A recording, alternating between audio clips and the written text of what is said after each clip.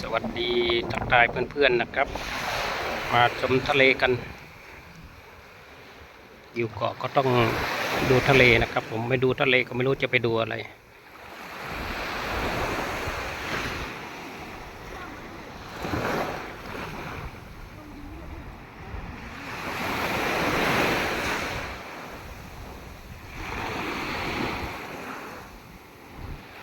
อากาศดีมากนะครับวันนี้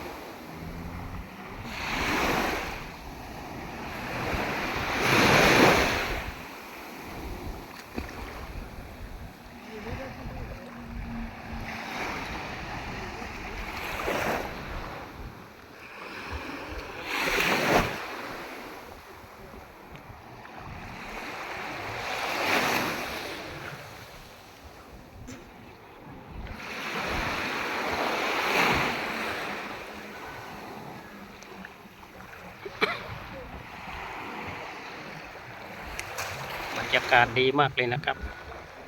แดดก็ไม่ร้อนอากาศดี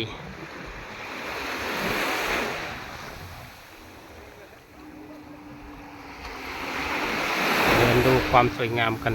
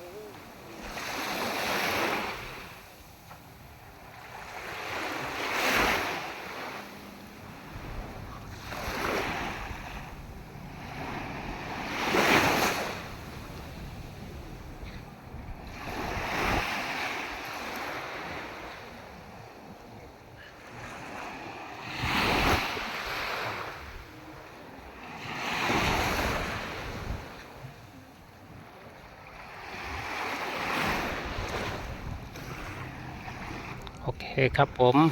พบกันใหม่คลิปหน้านะครับสำหรับคลิปนี้ก็ให้เพื่อนๆจงโชคดีกันทุกคนนะครับผม